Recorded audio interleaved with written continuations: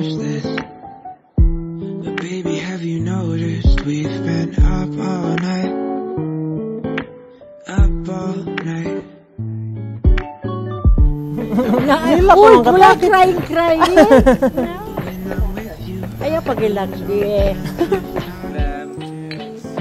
Bugis niya ba? Legit tampay, manata ito na grupo.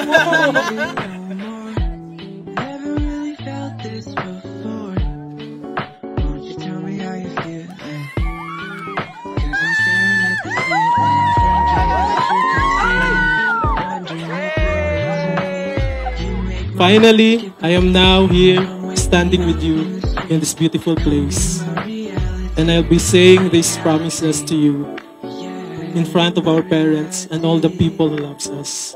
As we got to know each other, I realized that you were a total opposite of what I thought you were. You are someone whose beauty is from the inside and out. Someone who has a big heart to help. Someone who is so easy and fun to be with. Waiting for my dream just to come Thank you true. so much, girls, for being the best bridesmaid ever! Sorry! Thank you for being so supportive and always there. If I need this and that, you always do this for me.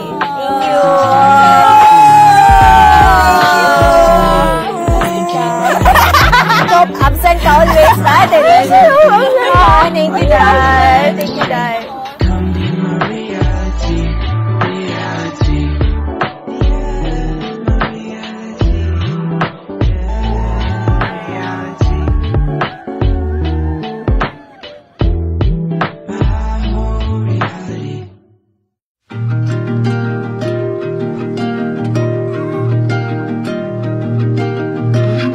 Si Glam lang yun ni abot because lagi si Glam. Sige mga dagan.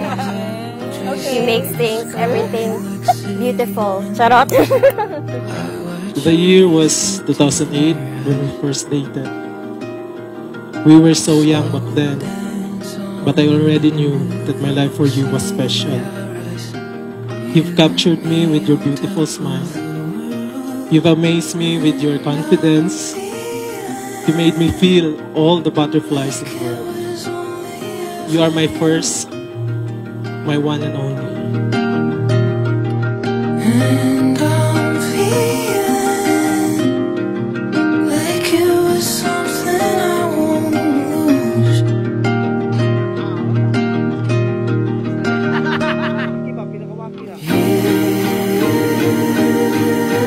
You are a part of me. Dili ko maabutan ng situation sa akong life nga wala mong duha. Salamat kayo sa support ka. Wala gid mo nagkuhan sa ko. Nagkulang.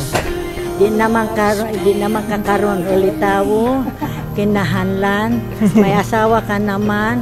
Dapat magsinaptanay mo kung may problema. Hila ko maabutan. This marriage brings together this day two individuals, two families, and two communities of faith. It is then, in the midst of a troubled and broken society, a sign of hope. It deserves and needs the support of a wider community. Today is a time for family and friends to share in their commitment to each other by offering Glenn and Jennifer our continued support, love, and best wishes in their lives together. Basta na naging mo si Lord sa tanang panahon, kaya para mamalipay siya, then ang tanan magbulig ra sa imo because of your nga nagpaduol sa iya. Thank you, Biskag. Stubborn ko sometimes. Na-feel na ako yung unconditional love. Thank you, I love you. I love you, Mama and Papa. A lot of our friends and family knows that we've broken up too many times to count. I've tried to hate you. I've tried to forget you and to forgive you. But amidst all the imperfections and mess, I am only capable of loving you and nothing else. Over the years, I realized God has orchestrated our love story.